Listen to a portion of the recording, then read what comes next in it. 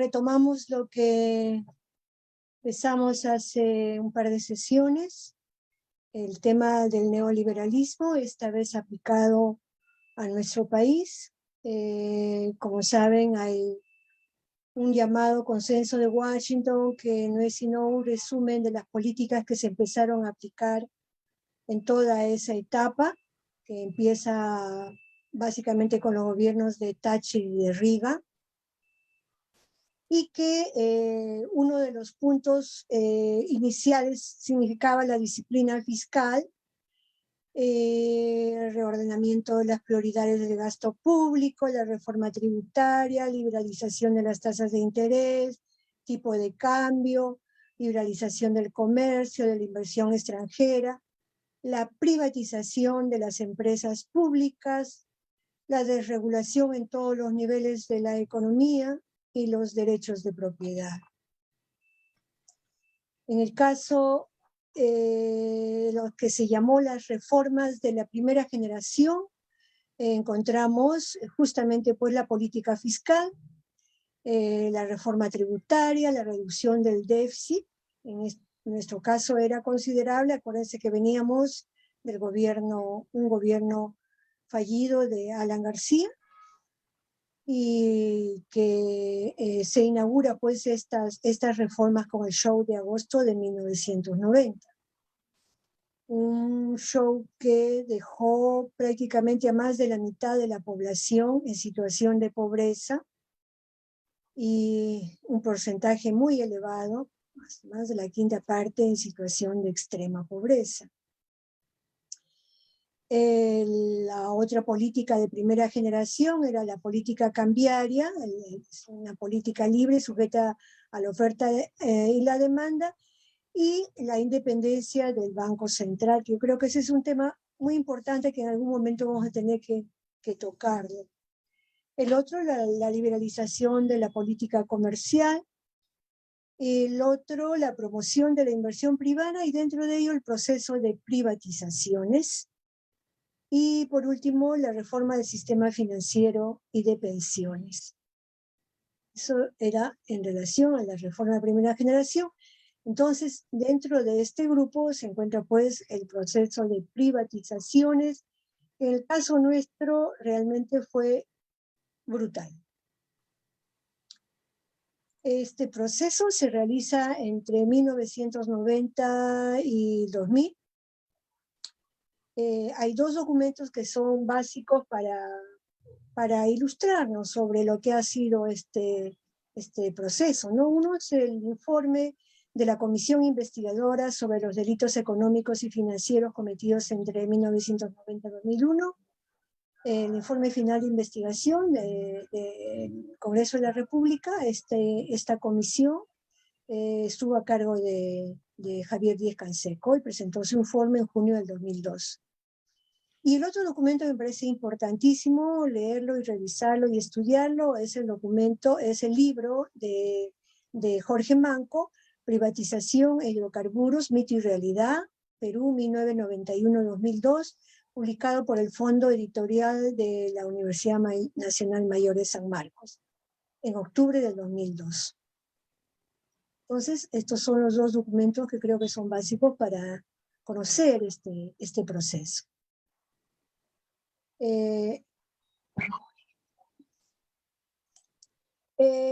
Se realizaron en total 228 operaciones de venta, concesión o liquidación de empresas públicas. Se privatizó el patrimonio empresarial del 90% en minería, 86% en manufactura, 68% en hidrocarburos, 68% en electricidad, 35% en agricultura. Aquí entraría lo que Jorge mencionaba en relación a EPSA. La privatización, todo el informe del Congreso es muy revelador, porque justamente aclara sobre que no fue una privatización limpia, sino más bien oscura, con mucho dinero que desapareció, pero además las ventas completamente subvaluadas al valor real de los bienes que fueron vendidos o subastados. Se vendió en total por 9.221 millones. Los gastos del Estado fueron de 1.639 millones. Entre estos gastos del Estado estaban las deudas que tenían las empresas del Estado. Tenían deudas con el exterior, tenían deudas internas, tenían deudas tributarias.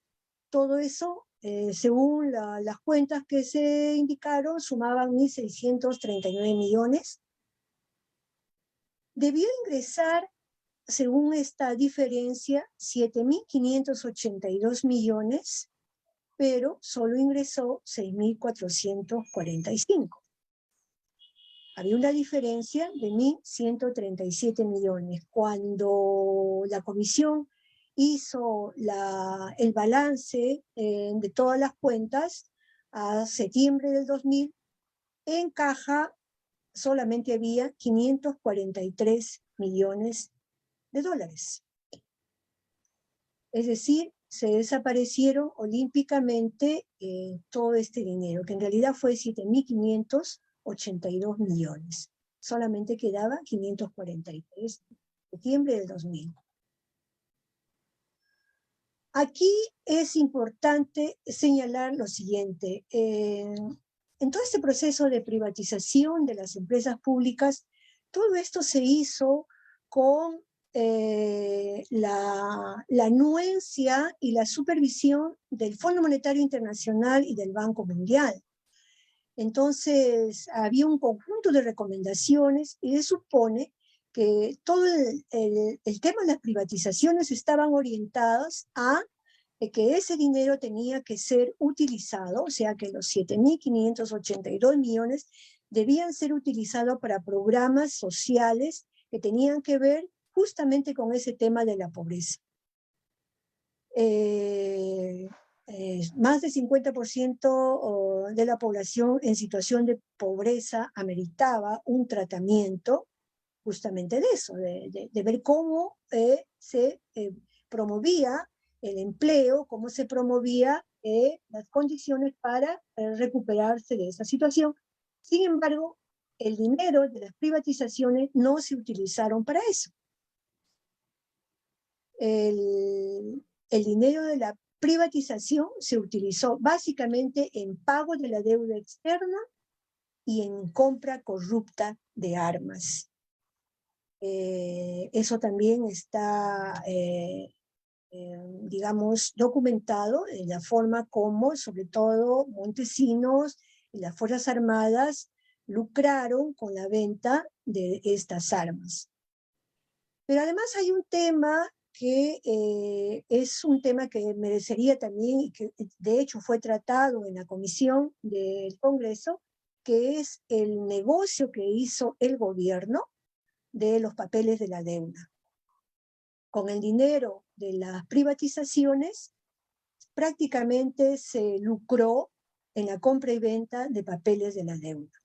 Es todo un capítulo oscuro de cómo se manejó el dinero, los recursos de la privatización, que en buena cuenta significaban haber utilizado el patrimonio, el capital de las empresas que durante unas 2 décadas, de todos los 70, todos los 80, significaron un gran patrimonio del país, para toda la nación.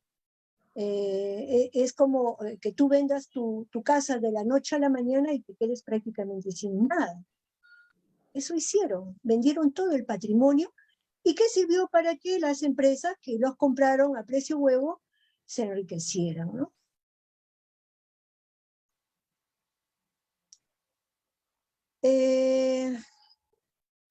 Como caso de estudio de este conjunto de empresas, hemos seleccionado a Petroperú por ser una empresa estratégica y que en la década del 70 con Velasco tuvo uno de los mejores tratamientos, porque las mayores inversiones justamente en hidrocarburos se hicieron en esta década del 70, ¿no?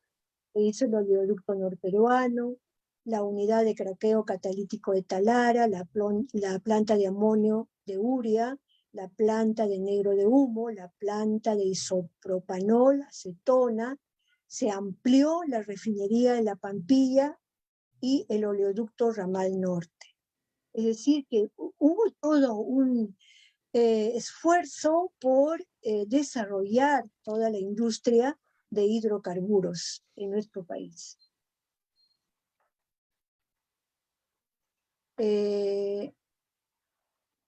El proceso de privatización empezó en el año 1991.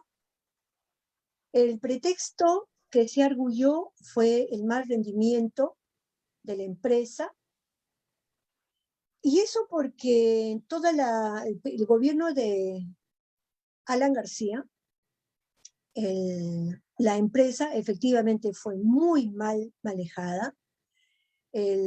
Alan García, el gobierno, voluntariamente decidió que se tenía que vender la gasolina a un costo por debajo del costo de producción. La empresa se descapitalizó tremendamente y efectivamente estaba en rojo.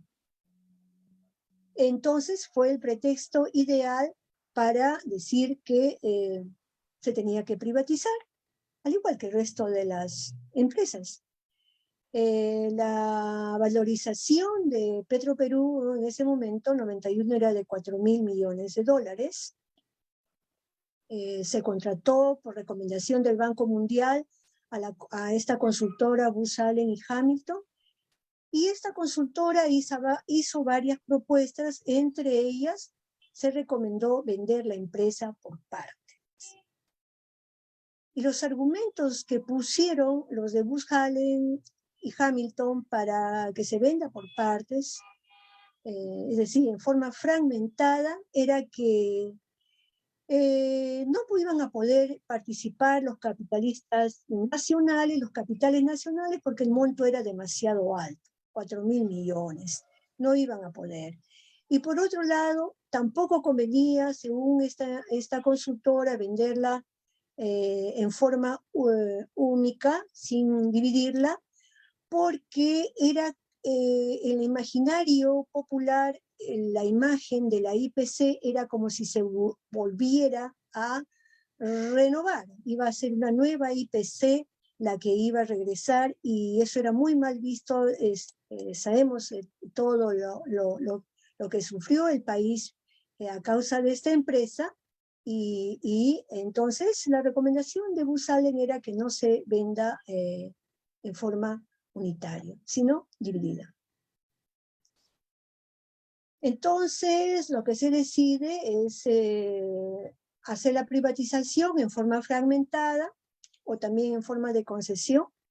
Entonces, lo que se hace es dividirlo en los lotes petroleros, las refinerías, La Pampilla y Pucallpa, los grifos, la empresa de lubricantes Petrolube, y también se incluía en la privatización a sus filiales, que eran Petromar, Transoceánica y Solgas. Bueno, todo este proceso se inicia con Solgas en marzo del 91, y la venta de esta empresa se da a través de acciones, en una subasta de acciones. En agosto del 92 se la vende a 7,5 millones. Luego le siguen los grifos, se venden 85 grifos por un monto de 38.800 millones, 38.800 millones.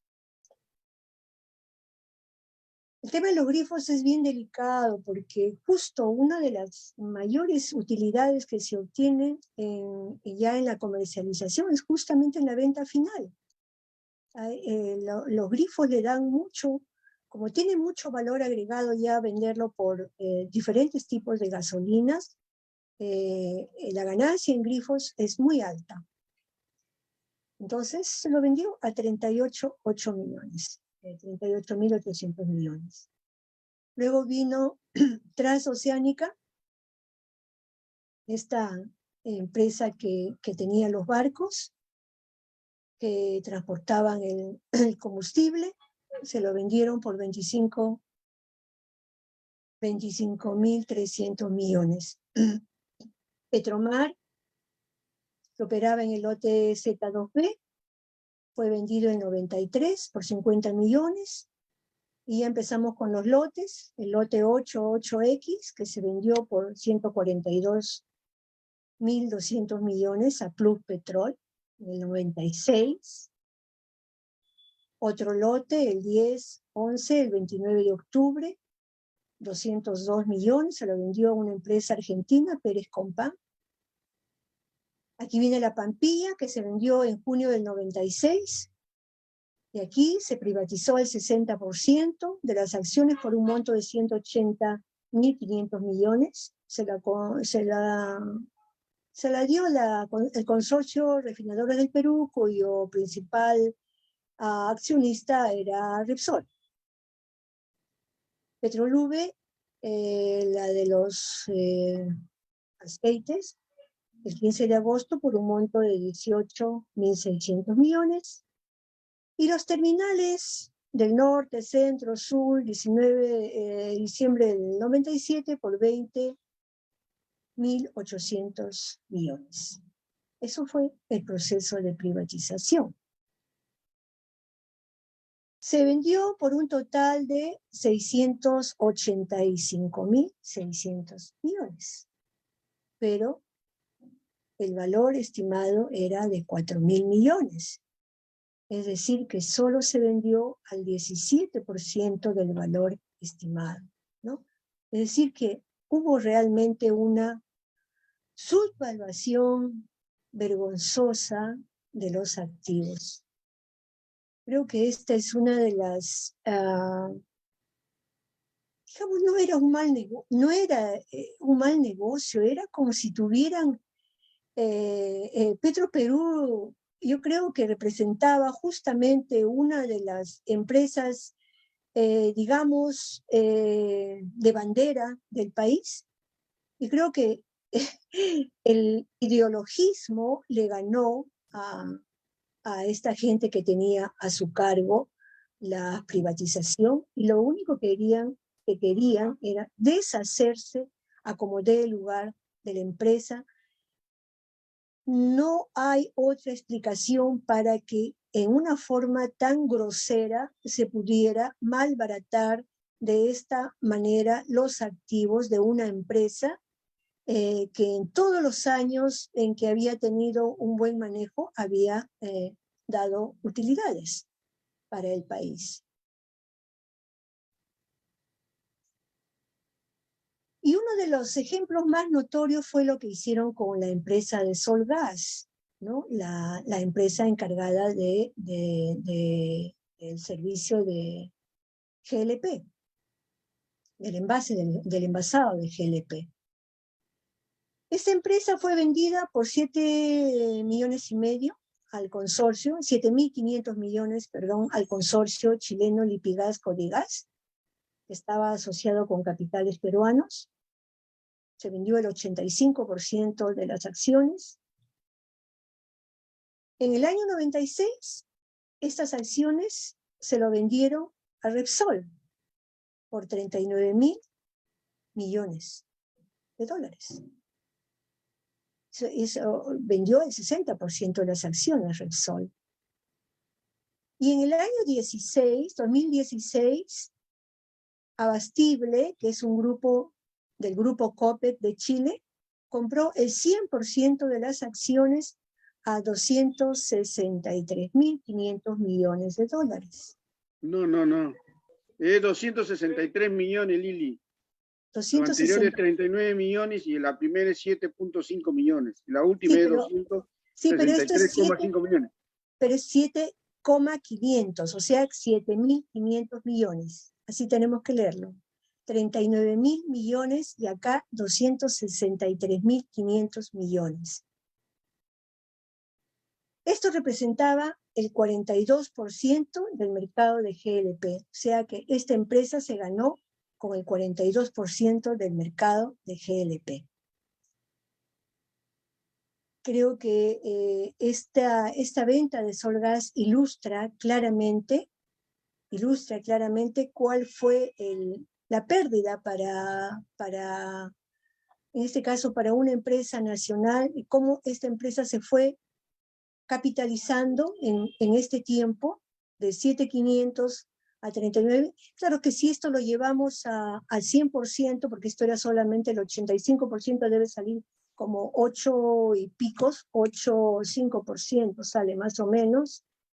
Y en el caso de acá, que era el 60%, este 39 debe ser algo así, el 40% restante, no sé cuánto será, creo que sale como 65.000 millones, pero de ahí a pasar a 263.500 millones significaba realmente que era un negocio, y por supuesto que es un negocio sumamente rentable la venta de GLP en nuestro país, porque mientras no funcione, no tengamos la masificación del gas natural, el principal combustible que se usa en todas las casas utiliza es el GLP. Y por eso es que estas empresas se llenan de dinero vendiendo justamente. Y acá lo que más se vende, lo que más cuesta y que ha significado años de posicionamiento mercantil o marquetero, es el nombre, ¿no? Solgas. Entonces es el valor del nombre, la marca, entonces se vende como con un activo de esa naturaleza, lo que más cuesta. Y ese fue el costo que se pagó, el monto que se pagó. La otra empresa que fue realmente donde perdió tremendamente Petroperú fue la venta de la Transoceánica, que era una empresa rentable y competitiva en el mercado naviero internacional, exclusivamente para el transporte de combustible en el Perú. Se vendieron 4 buques a Glen Point Enterprise en 25.300 millones, que habían costado 100 millones. Es decir, que se perdió 75.000 millones. Hoy esta naviera transoceánica tiene 9 naves, 15 remolcadores y le cobra tarifas altas a Petroperú por el transporte marítimo. Y la Pampilla, Repsol, la privatización de la Pampilla, o sea, de la refinería, esa refinería que había sido repotenciada durante el gobierno de Velasco. Esta se vendió en junio del 96, se subastó también en una subasta en la Bolsa de Valores, se vendió el 60% de acciones al consorcio Refinados del Perú, donde Repsol era el accionista principal. 180.500 millones de dólares fue el monto que se pagó. Sabemos que la Pampilla, la refinería, tiene una producción de 102.000 barriles por día de producción. Tiene una ubicación estratégica, está en Lurín, cerca al mar, donde llega la materia prima, que es petróleo crudo, que importa porque esta refinería prácticamente utiliza toda, el 95% del petróleo que utiliza es importado, y puede distribuirlo con facilidad. Cubre el 50% del mercado de combustible de Lima.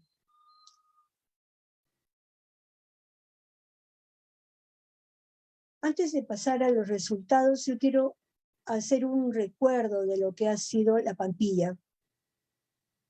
En el 2013 se presentó la oportunidad al gobierno en ese momento de Humala de poder comprar la Pampilla. La Pampilla, Repsol en ese momento tenía no solamente la refinería, tenía también los grifos, una red de grifos en todo Lima, y tenía Solgas. O sea, tenía la Pampilla, Solgas y tenía la refinería. Sabemos, según el análisis que hace Jorge Manco, que el negocio del petróleo es toda la línea, desde la exploración hasta la comercialización, ¿no? En este caso, Repsol poco a poco ha ido ganando espacio, porque Repsol tiene lotes en exploración, tiene lotes en explotación, tiene refinería y después ha incursionado también en lotes de gas de camisea. Entonces, prácticamente ha estado tejiendo toda la red. Y lo mismo ha estado haciendo Pluspetrol. Pluspetrol tiene petróleo, Pluspetrol tiene gas, y no solamente en la parte de la producción en camisea, también lo tiene en la parte de comercialización y de exportación. Entonces son empresas que han ido capitalizándose a partir de los contratos mal llevados o a propósito llevados por los gobiernos de turno, ¿no? Entonces, cuando se presentó la oportunidad de vender, Repsol puso el 51% de sus acciones a la venta. Incluso llegó a venir el presidente de Repsol y se entrevistó con el presidente Humala, pero bastó que hubiera toda una campaña mediática de toda la derecha lobista, y bastó que el ministro Castilla le dijera: no, señor presidente, lo están engañando, para que Humala retrocediera y no se decidió la compra, en este caso, de la refinería, de los grifos y también de Solgas. Solgas, como hemos visto, después lo ha comprado otra empresa chilena. Entonces fue una oportunidad realmente desperdiciada por digamos también, ¿no? Por lo que en su momento el sociólogo norteamericano Levitsky llamó el consenso de Lima. El consenso de Lima, que significaba prácticamente ser más papistas que el Papa, porque mientras economías neoliberales como la colombiana tiene empresas de petróleo que son del Estado y empresa de gas que es del Estado, mientras Chile tiene la empresa que es del Estado para la producción del cobre, y también sin tener petróleo, sin tener materia prima, tiene empresas de petróleo, tiene refinerías. Entonces, ¿de qué estamos hablando? Entonces, fue realmente, creo yo, una muy mala decisión del gobierno de Ollanta en ese momento, porque finalmente incluso se tenía mayoría en el Congreso. No es como ahora que tenemos una minoría. Ellos allá en el gobierno de Ollanta había mayoría en el Congreso, se podía.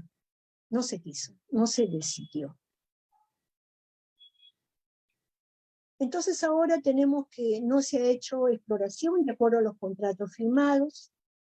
En el caso del petróleo, la producción está en declive, tenemos 40.000 barriles diarios de petróleo en producción, dependemos del petróleo importado, que está sujeto a los precios internacionales para cubrir la demanda interna, que es de 260.000 barriles por día.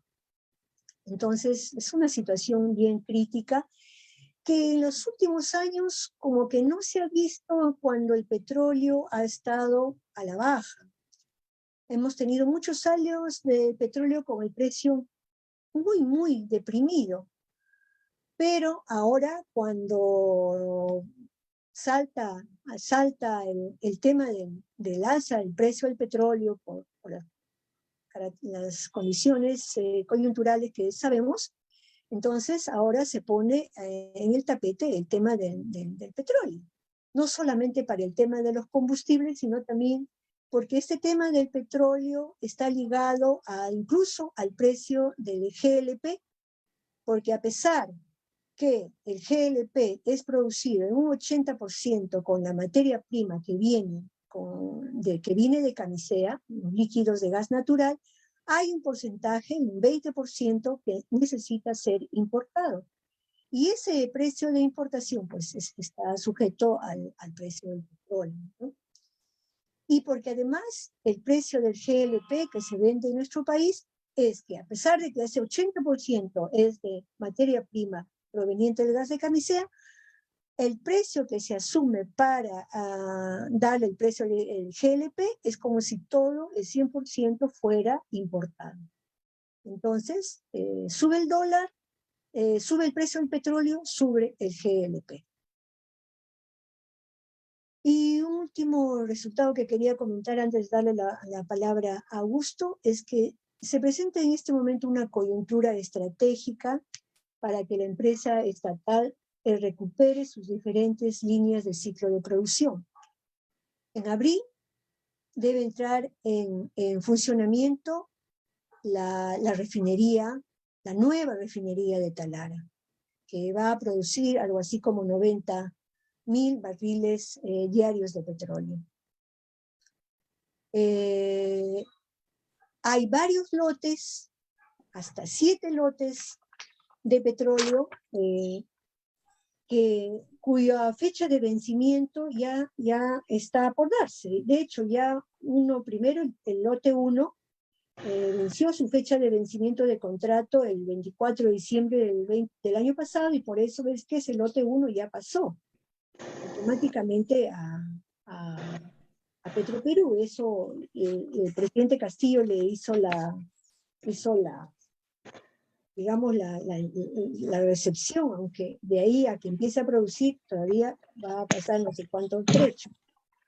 Después el otro año entran, igual vencen 2 lotes importantes, uno de ellos es muy importante, es el 6 y el 7, y así por el estilo. Hay en total 1, 2, 3, 4, 5, 6 lotes que están igual por vencerse.